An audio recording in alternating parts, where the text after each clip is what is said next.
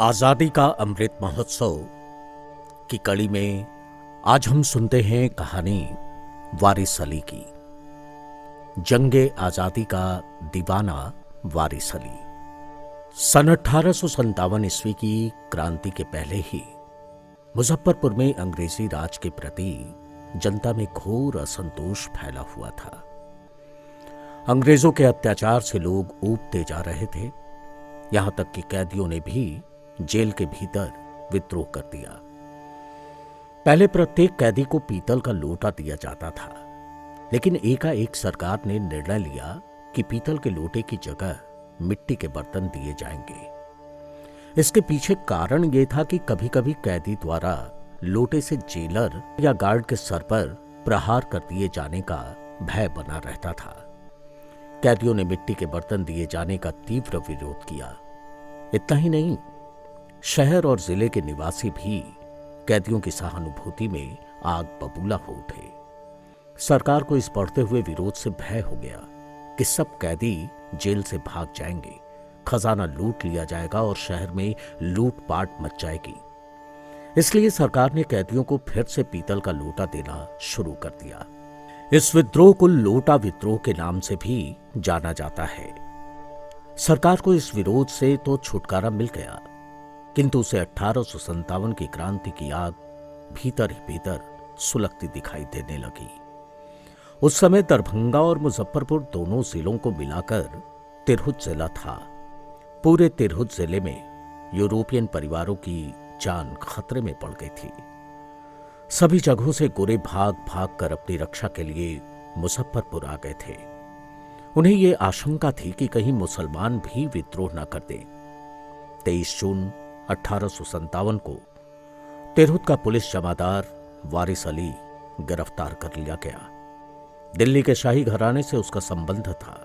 उसके पास से कुछ ऐसे कागजात और चिट्ठियां बरामद हुई जिनसे पटना के अली करीम के साथ उसकी साठ गांठ की पुष्टि होती थी।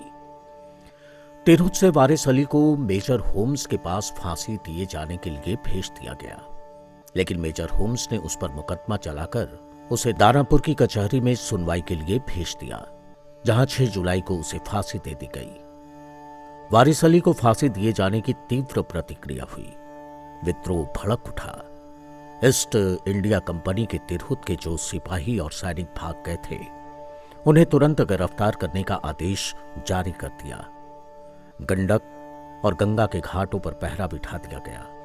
इस बीच दानापुर और सुगौली में फौज तथा जगदीशपुर के कुंवर सिंह के विद्रोह के कारण आसपास के इलाकों में अंग्रेजी राज को बचाए रखने के लिए विशेष प्रबंध करने पड़े।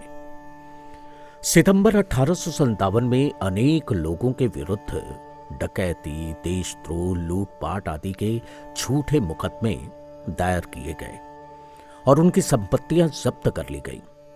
लोगों को अन्य प्रकार के और भी कठोर दंड दिए गए। पटना के कमिश्नर विलियम टेलर ने सभी यूरोपियन परिवारों को और कंपनी के खजाने को पटना बुलवा लिया।